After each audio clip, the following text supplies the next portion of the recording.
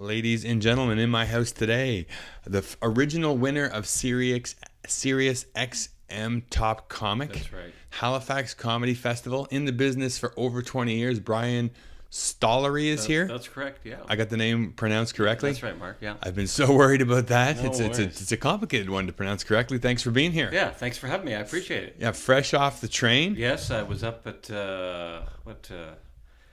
well, I had to get up at 4:30, and I'm so cheap, I took the bus. There's a condo Let's move your mic okay. a little bit forward there. There we And go. there's Okay, a condo in Toronto that the absolute comedians stay at, and when you're in Toronto, when you buy tokens for the subway or the transit, you have to buy 3, right? Okay. You can't buy 4. You can't buy even numbers. So basically, the idea is that I think they're saying you can go and you can come back and then get the hell out. Do they give you? Oh no, Toronto does that. Okay. You can only buy 3 tokens, right? So I have this one token left over, and I'm so cheap. I'm not gonna just have a tiddlywink left in Calgary. Yeah. So I got to use this thing. So I got up at my train left at 6:40 a.m. And I had to. The subway starts at 6, so I didn't think I could make it to the train in time. So, I'll take the bus down Yonge Street. So you got to return the key to the condo. Okay. So I return the key, and then I walk across the street, and I'm looking for this bus on Yonge Street, waiting for this bus to come. And sure enough, it came. And I thought it would be, it's like 5 a.m. I didn't think it would be packed. Well, it's packed, It's packed. And I got 3 bags, and I'm trying to push my way onto this bus, Yeah. So anyway, that's amazing. Yeah. And that's amazing that you've been up since that early. Actually, so have I. You know the thing I like about the train station in Toronto is there's just so much vibrancy to it. Everyone's moving. They've all got somewhere. None of them want to be there. Yeah. They've all got somewhere they want to go, and they're just moving around super quick. It's true. Well, I got there, and there was hardly anybody there, and then within 5 minutes, it's just all these people like fish, right? It's like, where do all these people come from? Well, they're all going to work, or they're all, Yeah, they've all got somewhere to go. Yeah. It's nice that people do want to go somewhere so badly. Well, sure. It's funny, that place, I can't remember when it wasn't under construction. Can you? The Toronto or the train Union Station? Oh, no, it's always under construction, it's like, for sure. Every time I go there, well, you can't use this entrance, you got to use this entrance. It's like... it's an old building, right? Very old building. Just like if you need to use the bathroom here, it's not available today because it's got old plumbing. Yeah. For sure. So you're in Toronto performing at Absolute Comedy for 2 weeks? 2 weeks. I was there 2 weeks. I emceed the first week, and then I headlined the second week. Okay. Just came off the headline. What do you like better? I enjoy both, actually. I like emceeing because I like to talk with the audience. Yes. And I'm doing that more and more in my headline set, which is I'll take whatever, somebody says, in fact, last night they had a guy who was a fireman, right, which you are. Yes, I am. Fireman sitting right up front, and my mind's going, fireman, okay, well, you'd have to stay in shape to be a fireman. So I did all this stuff about exercise jokes that I have about exercise, and then I did, I kept thinking about what else. Oh, the other thing was first aid CPR. And my wife and I just took first aid CPR. And, that's a good thing to have. And, the joke is that as a layperson, it's something you want to keep up to speed with because, the first thing you're supposed to say, I don't know whether it's same here in Ottawa, but in Alberta, it's like, you're supposed to identify yourself. Of course. My name is Brian. I'm trained in first aid. Do you need assistance? Yeah, you have to get permission to touch them. Yeah, that's right. And then the second thing out of your mouth should not be, I hope I remember this shit. It's been a while. It's been a couple years. Just Google it. Yeah, that's right. I think I have it on my phone here. I'm pretty sure. Yeah. When I lack in skill, I'm going to make up for it enthusiasm. That's the name of the game, right? Put on a good show. Did you ever hear that the compression rate is the same as staying alive? Staying alive. That's right. Another one I heard was row your boat. Okay, that's what she said. That's good. That's a good one to know. It's basically just try, right? Just give her a shot. It's funny you mentioned that because just recall from the first aid class that we took, my wife and I. That was one of the things she said was that. And books, the first aid books say this too. Even if you don't know what you're doing, stay confident. Because, there's nothing like being in a car accident and you're lying on the ground and you go, I don't really know what I'm doing. I'm sorry. That's right. That's the last thing you want to hear from somebody who's trying to help you, right? Right. The first thing you do is scene management. So you show up, you make sure you're not going to get hurt anymore. The person that needs help is not going to get hurt anymore. That all the resources that you're going to need are either on their way or there. Right. And then you're taking control of a situation. Taking control. That's right. Right. So and then just the fact that you're there speaking calmly is doing 90% of the work, right? Like everyone else is going to calm down a bit. Things aren't going to get worse. Right. And then you're going to start making things better. Right. Hopefully. Right. Well, you as a professional, you're in these situations all the time. Yeah, quite a bit, for sure. Yeah. And so it's, coming from a sports background where you also have to remain calm and under high pressure situations. Yeah. For me, it's sort of a no-brainer, a natural sort of progression to the fact, like, of course I wouldn't be going crazy in a situation that warrants, calm behavior, right? So that's actually why it's great to go from something like sports into this emergency services, right? Because first of all, you're used to working on a team. High you realize pressure. Lots of pressure, whereas other people, and you don't even realize that when you're in it, right? And until you get in a situation where you see other people reacting to something that is crazy, and they're acting crazy, and you're like, oh, okay, that's probably normal, right? That's the way most people react, right? Well, that's the way I would react. That's why I'm not good at these situations. I mean, I'm glad I took it, but you're right. It's like I'm very reactive, right? I'm one of these people like, oh my God, no, And you're the one that you see all these, like you say, the great athletes are like, you're down 2-0, you're going into the third period. Well, we're gonna have to, they're not like, oh yeah, we're down 2 goals. What the hell we're gonna do? They're not up here, but they're just like, just stay the course. That's right. And you can't wait till those situations. That's why you do it, right? You're looking for those situations, right? Like the adrenaline junkie. You want to be in those situations because that's where you live, right? That's where you feel alive, as they say, in a situation where you could go either way, and you've chosen to use the appropriate techniques and attitude really to be beneficial to whatever's happening there. Right. And that's the same for sports, emergency, and comedy. I mean, I'm sure that you have that switch too, where you know how to perform under pressure. For sure. Right? Yeah. For me, performing under pressure, even though I am very, like I said, I'm quite off stage, and I'm working at a higher level, but the way I get to control, I find, is more I just rehearse my ass off, and then I'm rehearsed and I'm well, and the rehearsing helps me go into the situation. Like, I'm not usually, although I am getting better, but I'm not really a wing it guy. I go out.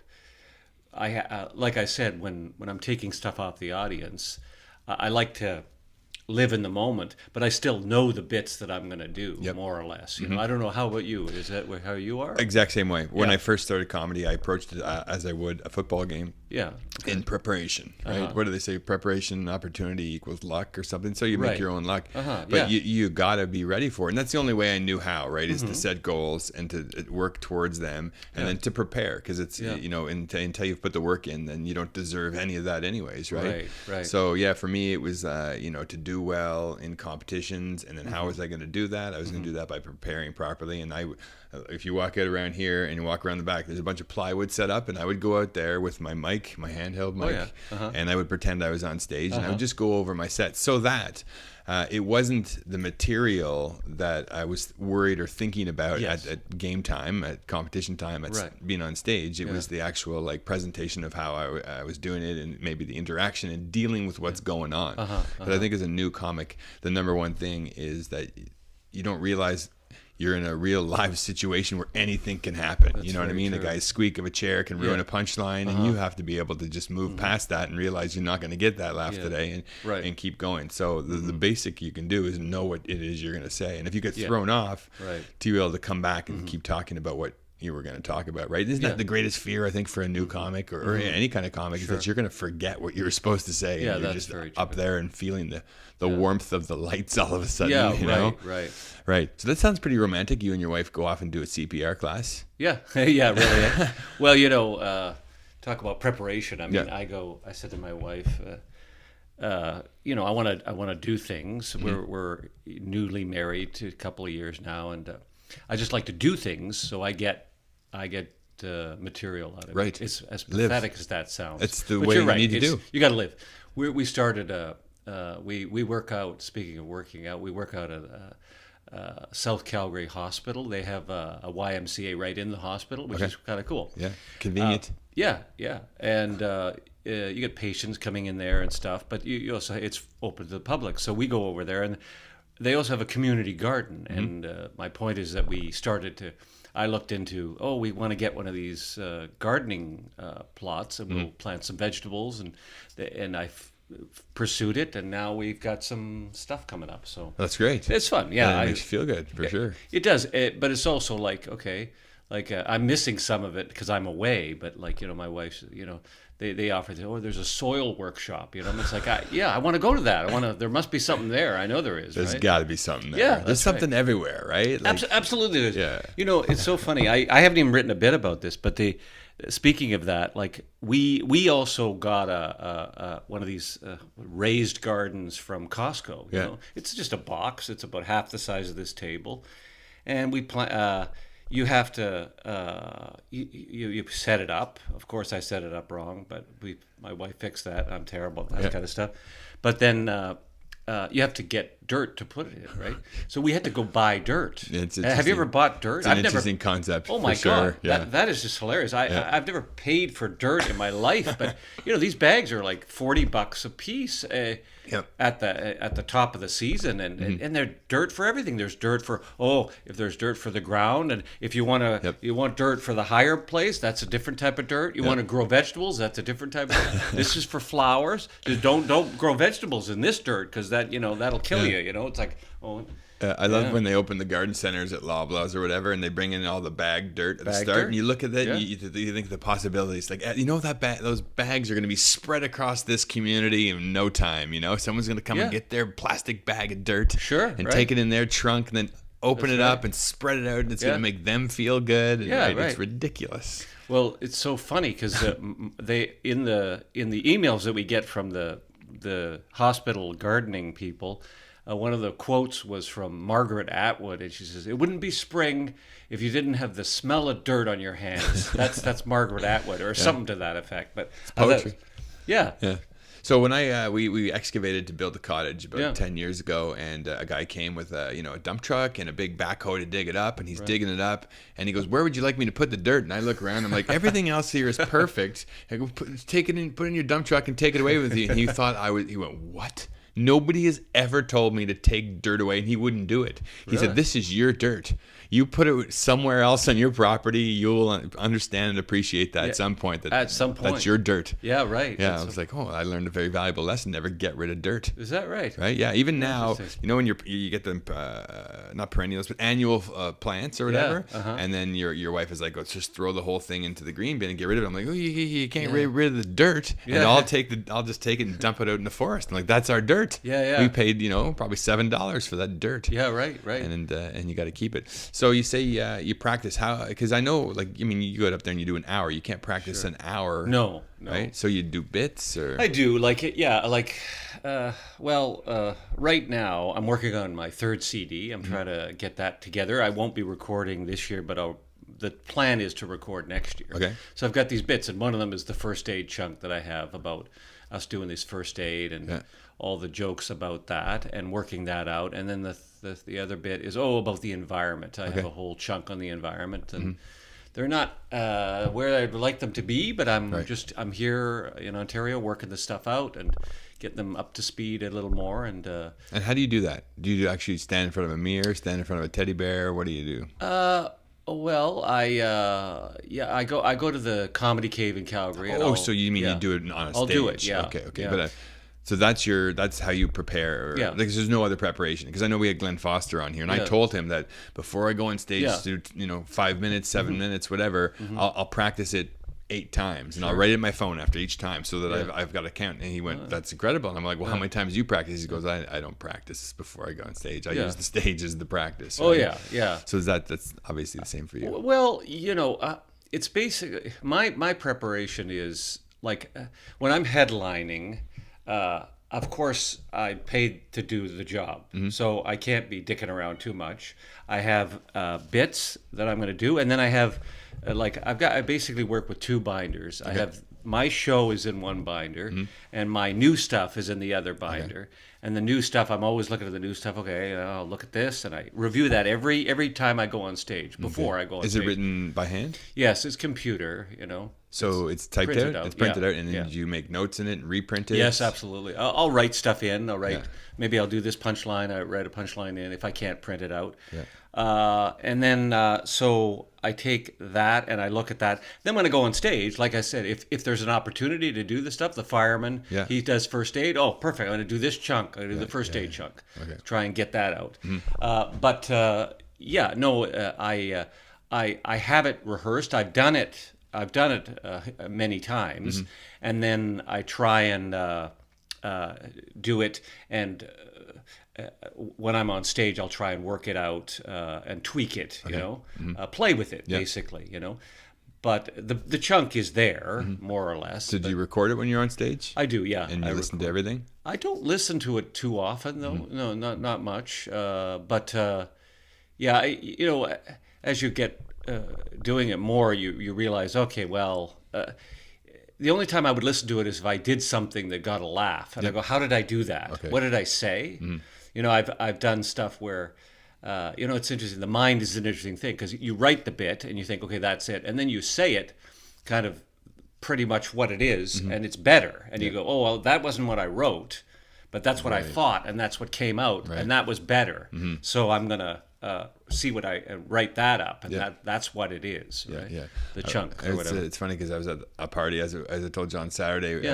Absolute Comedy had a party. Some of the comedians there, Kamar. And so it was full of comedians. Sure. And then anytime they'd said something funny or whatever, you saw them turn and sort of write it down in their phone afterwards. Isn't that funny? I saw it a few times, and it's it's what I do, obviously, and I'm sure is that the same thing you, like something happens and you have to write it down. Yeah, I don't hang out with a lot of comedians, but I definitely write stuff down. I write stuff down. My wife says something funny, I'll write it down. When people I'm talking to say stuff that's funny, I write it down. If I have ideas, I'll write them down. I always got my phone and record them. But people generally say funny things. They don't have to be comedians. That's right. You know what I mean? And that's where a lot of the time people say ridiculous things. Well, I don't know. There's just so much. There's so much in my head. I mean, you see stupid things. Like I was in Toronto, not this year, but last year I was in Toronto, and I ended up at some like open market, and some people were walking around with these T-shirts that said, "Kale is the new beef." Right? Have you seen this? No. That's a big phrase, right? Okay. I was like, "Really? Have you tasted kale? Have you tasted beef? Not even close." You know. And then I wrote some bits about that. It's definitely a funny premise for sure, especially it is. Living in Toronto where you would see those things. Well, Alberta especially, because I'm going to Saskatchewan, I'm going to Alberta, rural Alberta, and these are all cattle people, right? And they appreciate that, know. But, do you have so when you say you do some crowd work and then you go to the bits that come upon, like I know I forget where I came across it, but early sort of in my career I came across someone who mentioned it called a roll, whereas you'd write a bit and then you'd write some crowd work that would hopefully roll into that bit.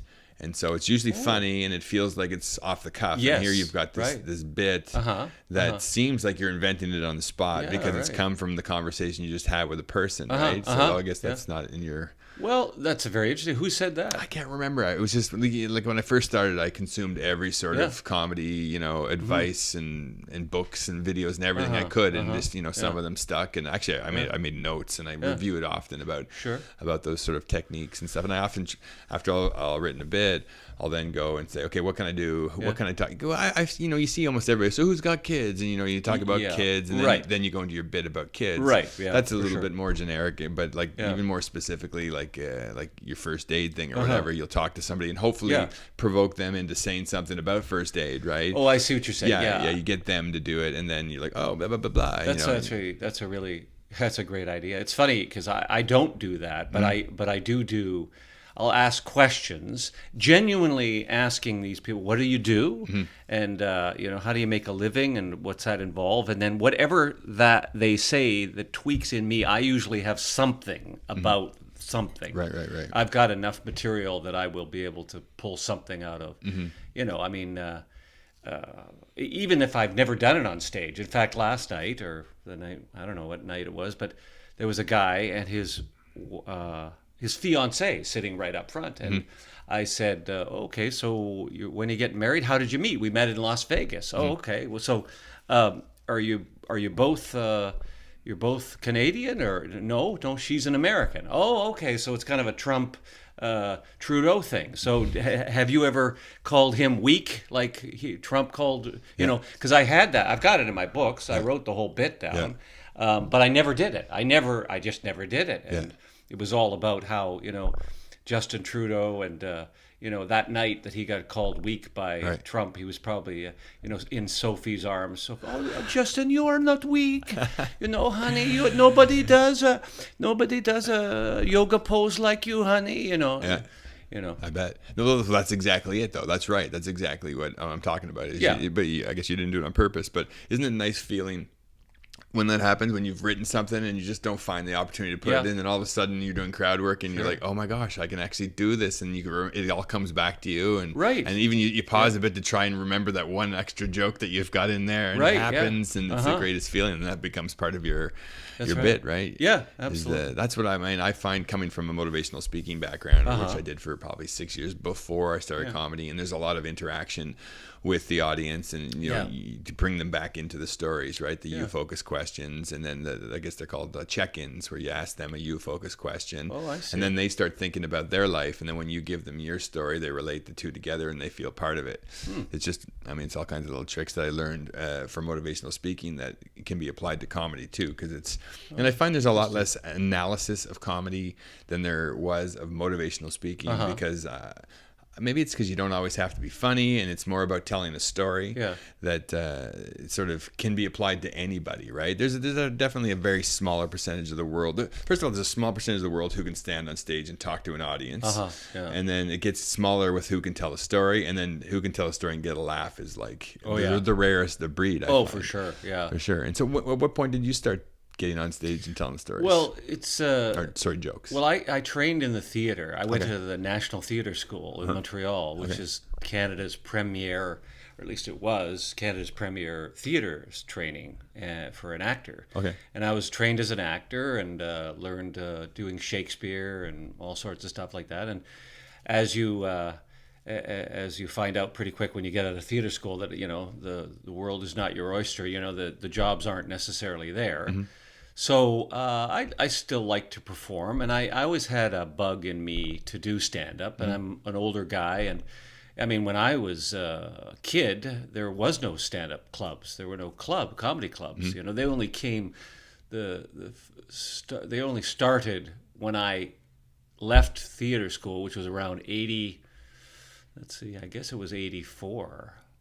That's around the time Yuck Yuck started, I think, right? Yeah, that's right. 84, and I performed at Yorkville Yuck Yucks. Okay. This is the old one, the black box, right?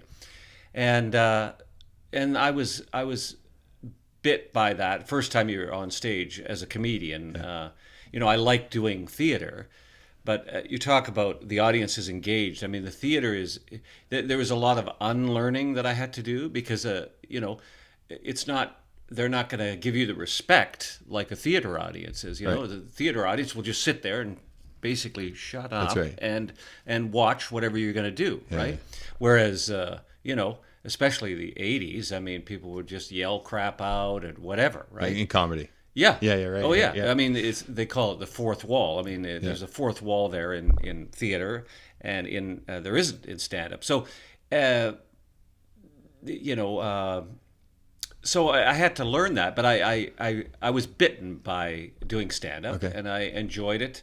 And I probably realized, as I've said to others, that was probably what I wanted to do all the time, all along, but I never had the opportunity. I mean, I was always like, I liked being funny, and I would work on new scripts with a lot. As an actor, I worked on a lot of new Canadian scripts and workshop them, right? And then we'd end up putting them on stage with different places, and that was I had a bit of a writer in me as well, and so I would do plays and I'd kind of try and rewrite the lines of the playwright, and they didn't like that very much, right? You just like, I can make this a little funnier if you like, But so that's when I started to distance myself from stage acting and move into stand-up and pursue that more. And I mean, stand-up is, well, that's debatable, but you are the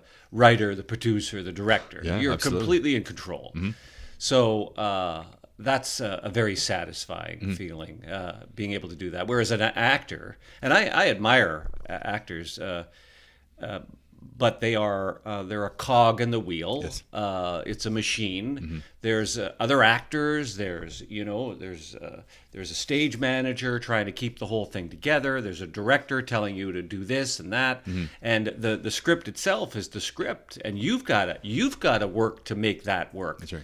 Right? It's not, you're not changing it to make it work for you. Right. The playwright doesn't like that very much, right? So that's so anyway, that's what I ended up doing, and that's how I got into stand-up. Wow. Were you there the early year, like you say, so Mark Breslin was hosting and all that? It's funny, I think about this many times, talk about Glenn Foster. I mean, he was one of the pioneers of stand-up in Canada. Yeah.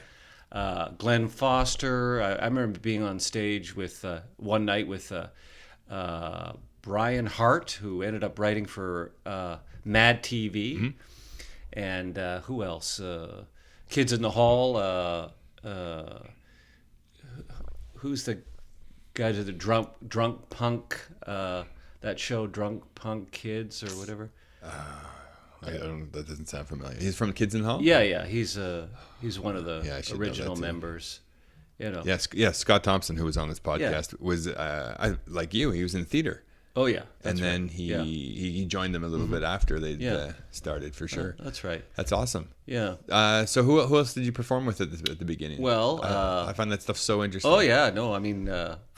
Like Howie Mandel, he was there. No, Howie had gone by that time. Howie had left to go to L.A., and so had Jim Carrey. Right, okay. It was just Jim Carrey had just left, and then there was the guys that did Kids in the Hall were doing stand-up.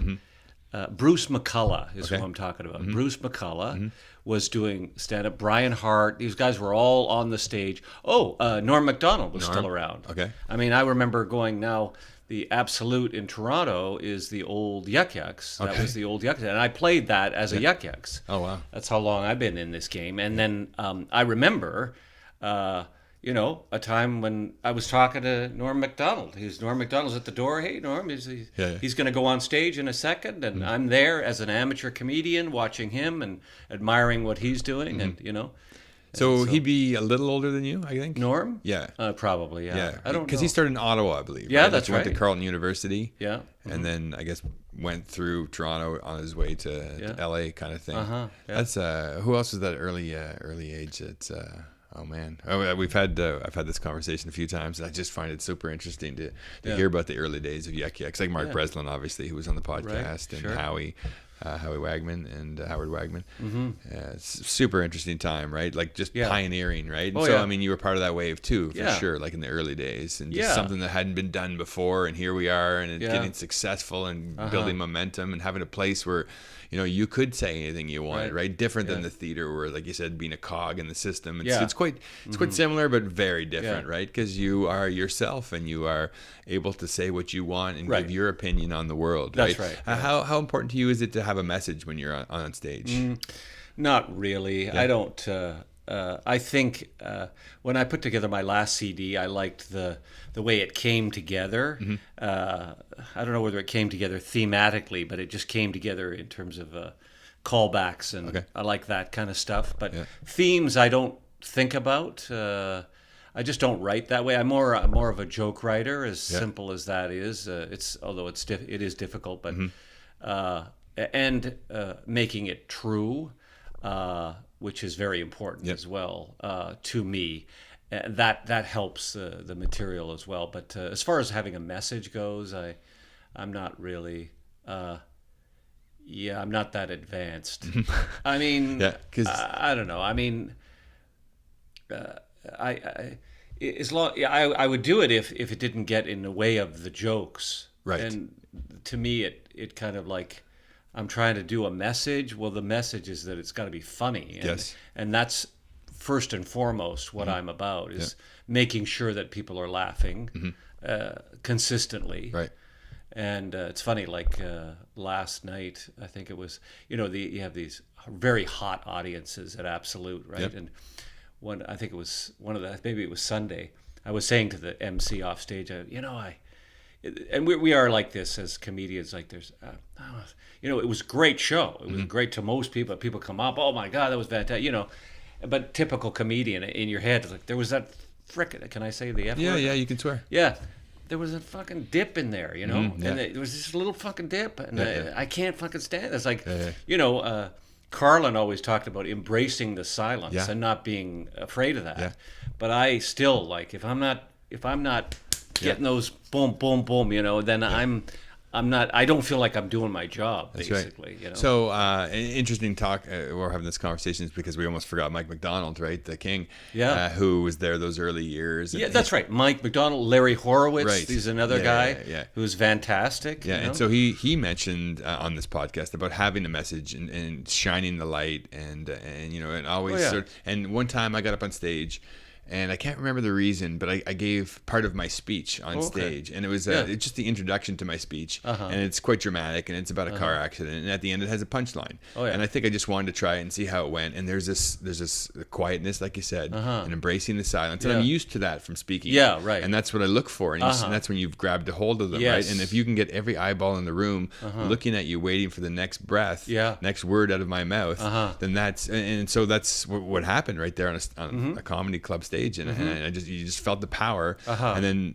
no matter what the punchline, there's a relief in the room because I won't get the whole bit, but it's about a car accident in a minute with my son, and we're on our way to a hockey tournament, and we get T-boned, someone runs a red, and there's smoke and the whole bit, and then that's when I heard my little boy, and he says, "Daddy, are we going to be late for hockey?"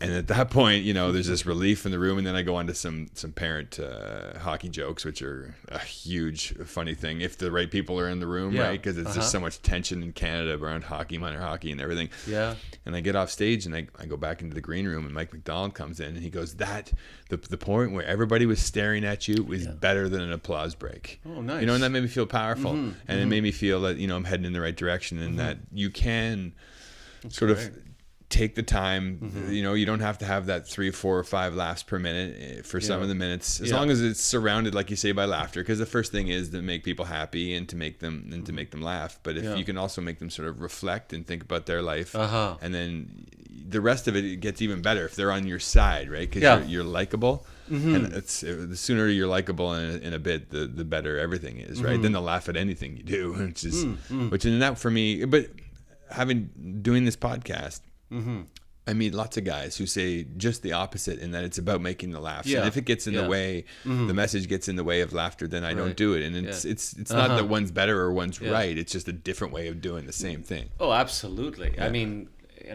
I just watched 10 minutes of a Netflix special. I don't even know who it was, but it was a comedian, and they were talking, and their whole opening is a message of who they are as a person. I won't go into it. People will probably be able to tell. But I'm just looking it up here. I think I know who you're talking about. Keep going. Yeah. Yeah, and I just like, from me is like, okay, that's great. You've got that, but I haven't.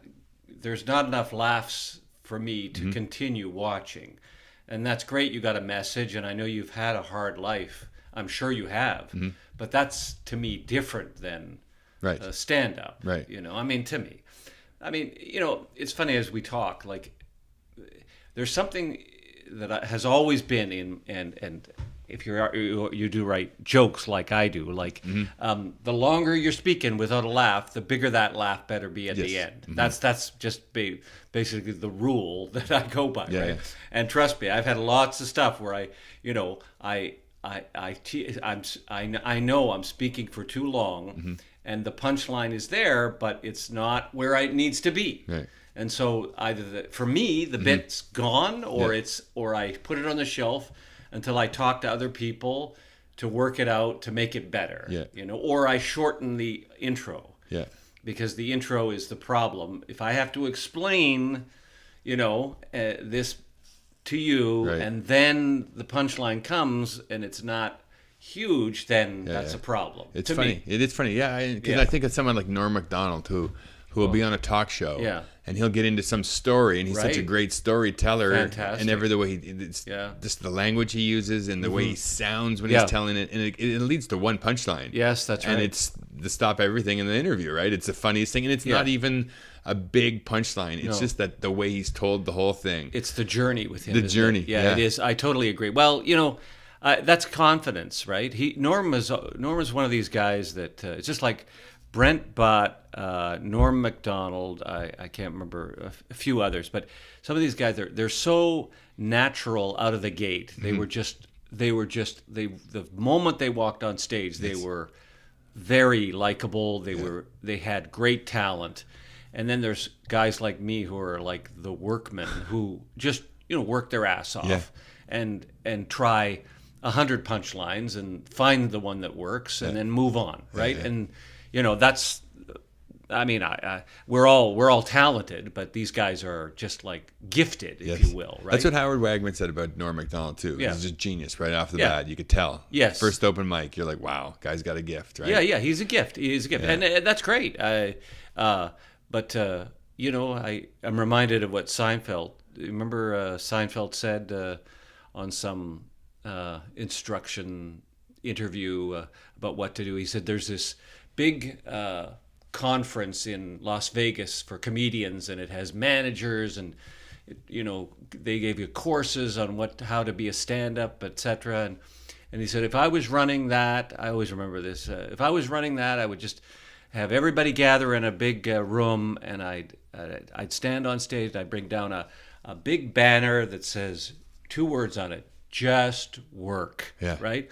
Just work. Put the work in, and this is it. This is, I mean, there's no guarantees in this business. You still have to,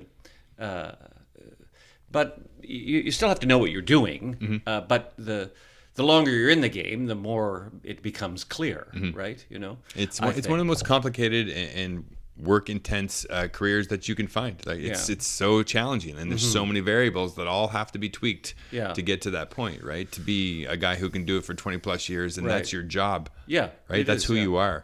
It's an amazing thing. And you mentioned it a few minutes ago, and it's super interesting. And the more I do comedy, I realize how important it is, especially now seeing guys who are just starting and trying everything. The closer you can be on stage to the person that you are off stage, the easier it's going to be and the better it's going to be. I would agree to that. For sure. I mean, that's probably why because when I started, I did a character. Right. And that was it's like face painting, you're more likely to do something if you're not yourself. And that's what it was for me. I was doing kind of a Stephen Wright thing, one-liners like that, and I just basically I couldn't write more than 15 minutes of that, and I was like, I don't know where to go with this. And so you're right. To remember that too, like, can you imagine? That's 45 minutes of set up punchline. That's true. Every word it has to be in the right spot. That's Go ahead. Sorry. That's a tough way to do it, and you see it a lot though, right? And it's the same for me, right? Like I loved Mitch Hedberg when I started, so that's to me. And my whole life growing up, school speeches and all this. That's whether or not Mitch Hedberg was even around. I mean, he was around then, but he wasn't, in my world. I didn't know he existed, but it was similar to that. And then when I saw him, I'm like, oh, that's what comedy is. I can also do that in the pace I've had my life growing up. And then you get to your first open mic and you do it, and everyone's like, oh, like Mitch Hedberg, and you're like, oh, I guess it's taken. Like that's true. You got to figure out a way, and it's all part of the process, right? It's all part of like learning to be who you are on stage. And they say finding your voice and that whole bit. And that really is just being yourself on stage. And if you can, like in motivational speaking, they'll say be yourself, but just a little bit more. Oh yeah. Right. Just go up there and be yourself. And it's true. Like if you have a bigger audience and they're full of energy already, you got to meet them with that energy. That's one of the things that I take from motivational speaking too, is meet your audience on the same energy level. And then you can switch it to however you like. Oh yeah. If they're all low key, like if I'll go to a school or a business and it's in the afternoon, they're all low key. They don't want some guy coming and going, blah, blah, blah, blah, blah, right? They want, hey, how's it going? Blah, blah, blah, blah. Yeah. And then you can take them on that journey of up and down for sure. It works especially with kids, right? Like if you hit a kid who's like first thing in the morning, but blah, blah, blah, they're going to go berserk and they're going to try and meet that energy and lose that energy and you've lost them, right?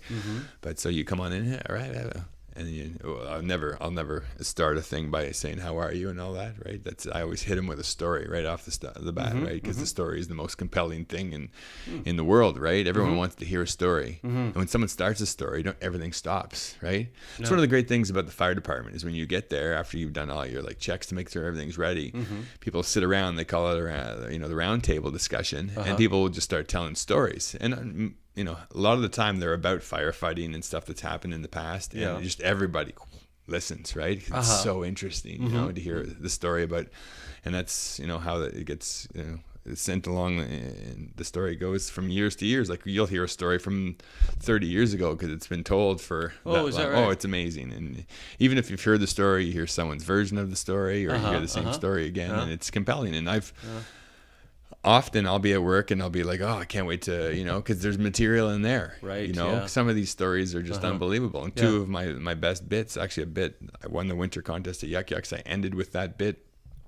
It didn't even happen to me. It happened to someone else, right? And I just kind of tweaked the end and gave it a big punchline, and it's a great story, and I've used it quite a bit. And that's where I look for them too. I can't wait to get around the table, or whatever we're having the conversation. It's nice to have a place too where you can go. You think about it, like I suppose if you do it in the comedy room, but then everybody wants that story. You know what I mean? If I can do it at work where there's because everybody's funny. You know what I mean? People are very funny. There's my brother's a doctor. I talk to him all the time. He's giving me punchlines. And, he's like, man, this guy's just like yourself, saving lives every day. And it's great. It's got lots of funny things to say. So. For me, the real talent in the comedian is communication, right? Being able to get up on stage and take whatever that story is, whatever that punchline, and then to communicate it to people. Absolutely, right? Because every crowd is different. And every room is different. Right. You got to learn quickly about how to communicate best in that situation. And it's funny too because a lot of comedians off stage are like the worst communicators you've ever seen. You know what I mean? Like there's a lot of mental illness in that profession for sure. Yeah. And so, okay, so you had a brother. So where did the whole journey begin? Well, as I was saying on XM radio, did the Todd Shapiro show. I was just talking about where I came from. I'm the youngest of three brothers. Okay. And my dad was in construction, and he would hire us. He had his own company. He would have us work for him, right? And so, we were all brought along to help on a job site or whatever. And I was always I couldn't compete intellectually or physically with my brothers because I was young, and so my thing was through humor. I would always bring humor. Well, it's we'd be working for an hour. I go, well, let's go home. Time to go home, isn't it? It's stuff like that. And that's where I found my identity through humor. Just little quips and throwing little. Interesting. What's the age difference in your brothers? They're not that older. My brother's 60. I'm 55. Okay. He's older now, 60, must be 60 something. I have another brother who's a couple of years older than me. And, so that is pretty tight in age, for sure. Yeah, fairly tight. And your father owned this construction company? Yeah, construction What company. city was this in? Edmonton. Oh, in Edmonton, okay. So Alberta, you didn't strayed far from that. Yeah. And your mother, what'd she do? Just a home,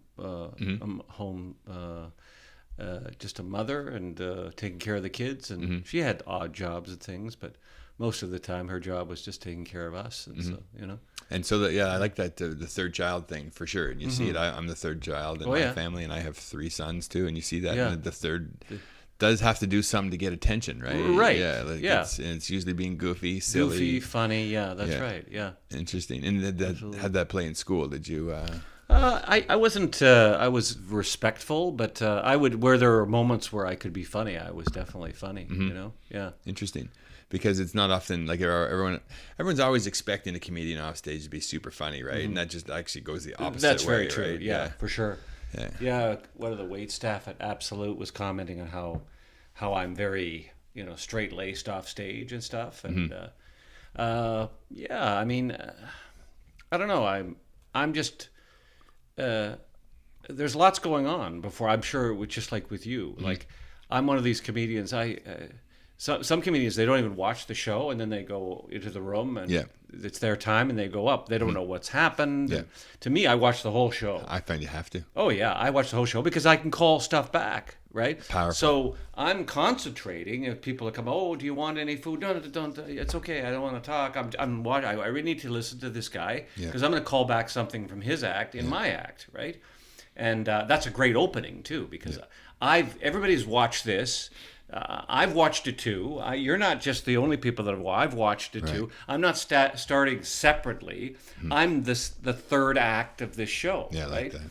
Which calls back this guy and this guy's act, and then we continue on. Yeah, right? I love that when a headliner is like that. And I remember that. I've only opened for you one time, and it was, I remember just based on the way you got up on stage and made reference to the stuff that was happening. And even afterwards, you knew exactly what I had done, right? Sometimes you get off and you're like, the headliner's like, oh, have you been on yet? And you're just like, oh, it's a little demoralizing. Right? Yeah, I think I remember, maybe I did that as an intro for you. I remember you were, I don't know whether... I can't remember. I do remember calling something about the CFL with you. So were you hosting then? I might have been hosting. Yeah, I can't. I may have been. Yeah, I remember that. But who was the headliner? Do you remember that? I remember we went for beer afterwards. Yeah, that's right. I don't know. It could have been Lamont Ferguson. I've been worked with him a few times out here. With K-Trev? Was that possible? No, I never worked with K-Trev. I've never had done that before. I just smashed my watch into the thing. Wow. Yeah, no, okay, so it wasn't him. Yeah, but it was a great night. It was one of those I remember for a long time. I remember your set too. We were talking about that on the drive over here. Yeah, that's right. It's it's funny. Speaking of that, it's every time I come to Toronto, I see guys and that I've worked with a couple of times, and I do sometimes I remember their names, but a lot of the time I don't know whether you do. I remember their bits, right? Oh yeah, absolutely. I remember their bits, and I go, this is amateur comedian he's not amateur anymore. He's working at it like everybody else. And I was like, hey, are you going to do the book club bit? Because I love that book club bit. I love that too. I love it. And then when you go see a comic and they don't do it, and you're like, that's the first thing you say off stage. Hey, why didn't you do that? Yeah. Like, there's just so many too. Yeah. And I pretty much live my life now going through things and remembering bits based on like life that's happening around me, and you get a laugh out of it, right? For sure. And I think that's the power of the spoken word on stage when you wrap it all up, is that somebody can take that away from there and then not necessarily repeat it, because I find I have a hard time repeating bits because I'll want to tell people like, oh, that reminds me of it. I'm like, never mind. Right. Yeah. Unless it's a one-liner, then you can't even remember it. But that's so powerful because then you're inside that person. You're part of that person's life, right? Sure. Yeah, I love that. And then that's like a take-home message in speaking, right? You've given them a story, and if there's a take-home one-liner of it, then they can actually reuse that, right? Yeah, right. You don't remember the things they said. You remember how they made you feel, right? So, and if there's something to go with it, then that's the take home. Yeah, and that's what it's all about for me, for sure. And I do want to have a message, and at this point, I would say in my comedy, I don't have a message because I don't headline, and I don't have that amount of time. So what I do love doing is hosting, and like you say, that just being able to do 15 minutes of crowd work, interacting, making these people like you, and then maybe if they're up for it, throwing the jokes that I have out or that I've been working on sort of at them and see how they fly in that world, for sure. But I do want to move towards, because that's where I've come from. That's because what made me into the speaker that I am is that. And so as I look over there, I see all these tapes and books and stuff that. So when I told you about when I started comedy, I did all this research. Yeah, right. Same thing when I started motivational speaking. I dug deep to find it, right? Like in the bottom of the internet, and every bookstore has one book on motivational speaking, But I would read it, and I would order books and all that. And so I do want to have a message, and I do sort of. And it's funny because did we talk about this yet about how like the word comedian? When you say comedian, you think of someone who's going to tell jokes, but I think it's more now. I think now people do have a message, and I mean they're. That's true. It's taken a bigger role in society. This comedian, right? Because you see them on the news. You see like people are reacting to what they've said, and everyone's turning to these people who are, I guess, comedians, but they're more like social, they're reflecting what's happening in society. Very much so. Yeah. Like that lady comedian that I talked about on Netflix. Yeah. I mean, she is very much reflecting about what's happening in life, and her life in particular. Yeah. Was it Hannah something or other? There was the one that just came up on Netflix. Yeah, I'm pretty sure it is, and everyone was talking about it like Australia yesterday or whatever. something. Okay, I think it's Hannah. Yeah, something or other. My phone just died. So. New Zealand or... Okay, so... I mean, not to be offensive to her, like I said, it's just, you like certain styles of comedy, and but she definitely reflects a lot of people, right? And who they are and what they're going through, and that is very valid. Like I said, to me, it's always been about, well, as ridiculous as laughs per minute kind of thing, right? It's one of those. Yeah. Right? Just get the laughs moving. Let's get the laughs. Lots of laughs. How many laughs per minute do you? Oh no, I don't. I just know. You know, it's got this. As your headline, you have this inner thing going on. It happens more and more. The more material, I think, for me anyway, that I amass, you end up cutting things instinctively, right? This is the whole chunk, and like for instance in Toronto, and I've about 2 years ago, I was starting to do. I have this chunk that I do on owning a house, right? And I did it once in Toronto. I said, "We don't have a house, or we don't own a house," right? Somebody yelled that, and of course you remember that, and so I'll still do it on occasion, but instinctively you cut it.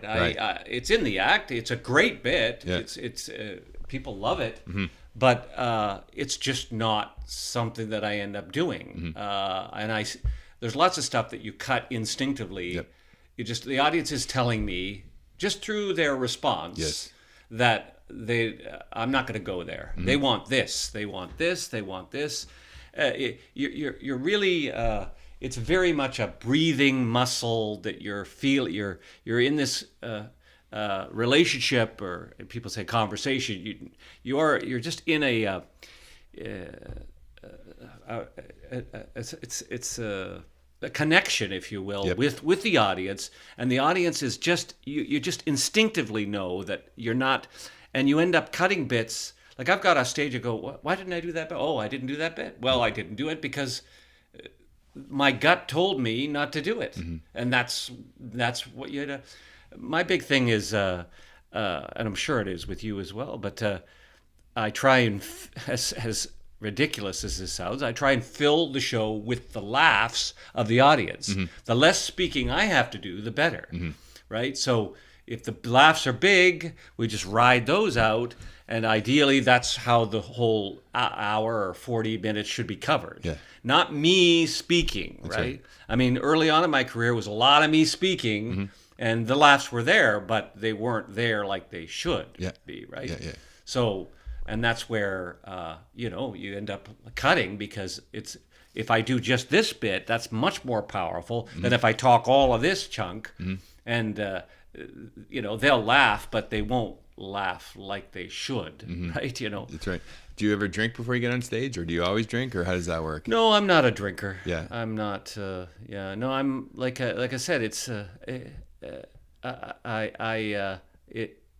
I concentrate a lot on. I'm watching the audience. I'm listening to the audience. I'm listening to how they're reacting to the opening acts, and then figuring out, like you say, what level I'm going to come in at to hit them, right? If they're are they going to come to the level that I want them to, right? I want them all up here, of course. But sometimes on certain nights, they're just not going to do that. And you have to figure out, okay, what can I do to play it at the level that they're at, right? I love that. That's so important for people to hear, right? Who are in comedy and starting out in comedy and any level of comedy is what you just said about interacting with the people, and it's like there is a connection, right? We're all connected, right? We're all on this big rock together, and there's definitely a connection, and it's in that environment where you got to kind of get together and sort of it's become one almost. Sounds weird, but it's you do absolutely. Well, I think you have a great advantage being a speaker. Yes. And a lot of comedians don't have that. Now, I had the theater, but again, as funny as this sounds, I never had that feeling maybe I did instinctively, but it's not like it's different. It's different in the theater. Maybe that's why I was maybe that great an actor, but there's not as much of a really adapting. Let's stand up. You are very much adapting. And you can adapt to the audience. Like, there's a connection. You feel the connection, right? You feel that connection between it. Whereas with theater, I remember, people would come back, you'd finish the first half of the show and there'd be an intermission and the actors would come back and go, boy, that's a terrible audience. Yeah, they're terrible, Well, it was all their fault. Well, in stand-up, it's really your fault because, that's not all the time, but a lot of the time, you're not... you got to adapt. What's in front of you? Who are they? What are they telling you?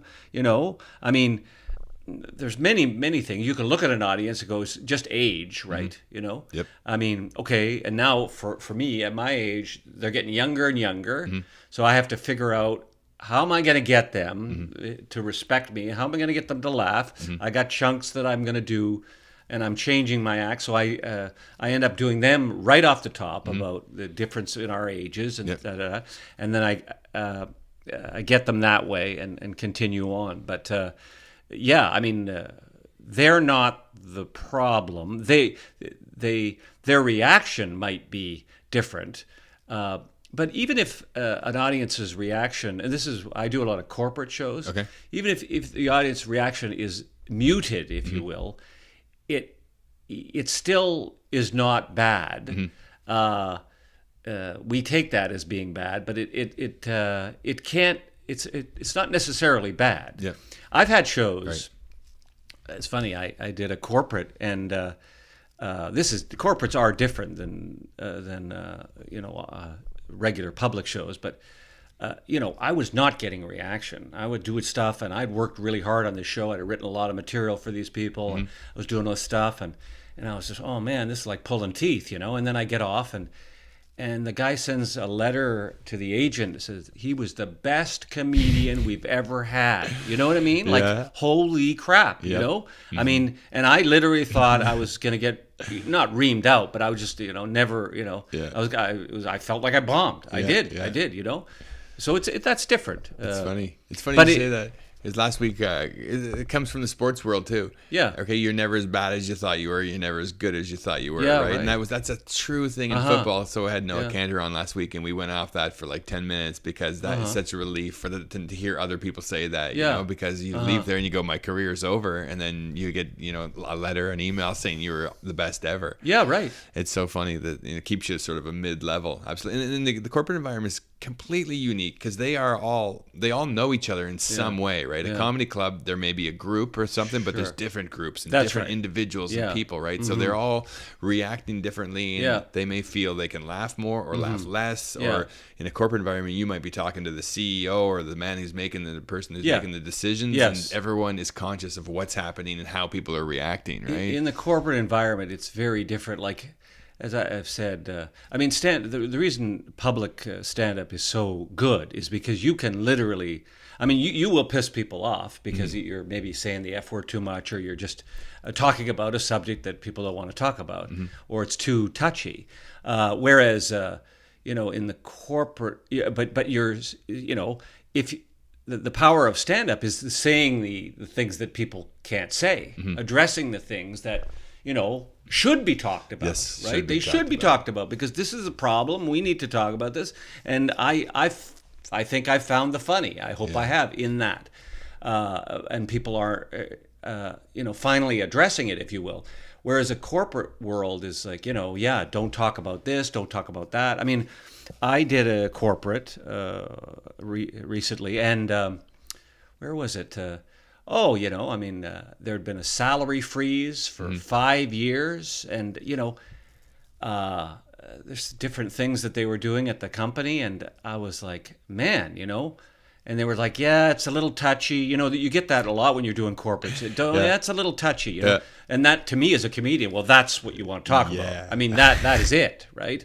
Yeah. And I did a little, but not as much as I would have liked to. Yeah. Because in a public sense, if they were in that public show and there was just a few of them from I would just you guys, you got your bus passes for this year, this week or this month or whatever, stuff like that, But they're sensitive. That's funny. It's a sensitive world, right? So you got to find the funny. Yeah, I love that line, man. You got to talk about what should be talked about, right? Like that's a great start to everyone's like joke writing session. Right. What should be talked about that isn't being talked about. Yeah, right.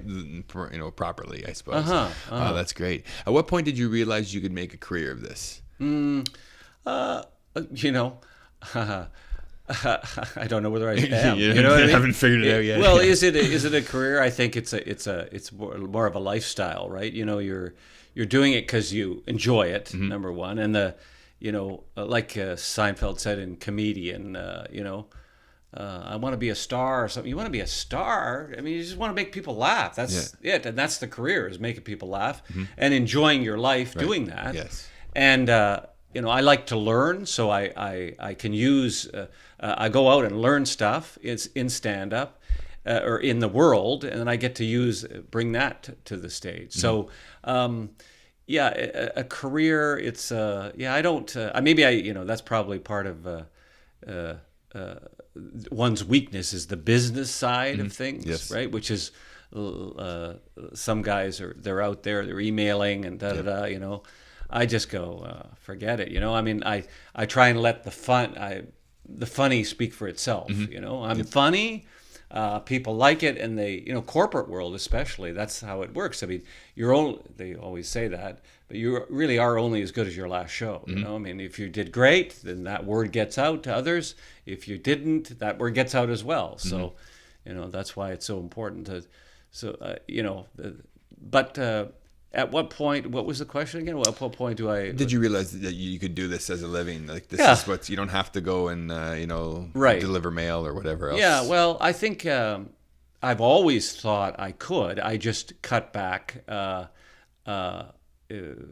spending, and I made it work, right? Because I didn't want to work at other jobs and stuff. I've done other jobs, but nothing to the extent of what I'm doing now. So. And now, I am making a good living at what I do, but it's taken me a long time to get to that level, and, like a trial and error, like I said, just experience and failing, and then, okay, I'll never do that again. Is there anything left that you haven't done yet that you'd like to do? No, I mean,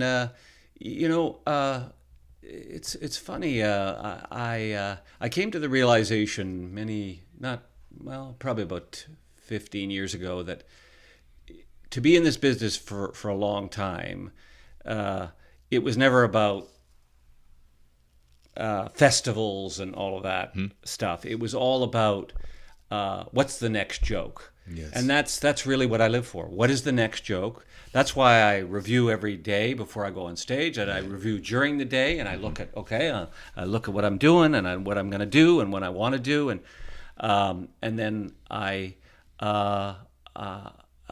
I'll try and work the new bits in. I work the new bits in, and if they work, okay, great. It's a little closer to the CD. That's basically what I'm working towards, is the next CD for satellite radio, and get that out there and make it nice and clean and I love that. Sharp, Work for the next joke, man. Yeah. That's amazing. Well, that's been an hour. Hey, right on. Thank you very much. Thanks, Mark. There's so much in there, man. That was truly a great hour. Wow, that's a lot to consume. There is lots to talk about, isn't there? There is. There is tons to talk about for sure. And that's just, I look for, like, Like, I don't look for it. I get excited when there's 5 moments where I'm like, I gotta go back and hear that again. You know what I mean? And there was like more than 5 in there, man. There's just those moments, and I know people listening and watching where we're like, wow, that's so important, right? And like, and I like to end on something that's like something I can think about for till I listen to it again, and that's work for the next joke, because it's so important to live right now in that moment and to do things because you love doing it. You do. That's as simple as it is, right? You're doing it because you love doing it, and it never gets old, right? When it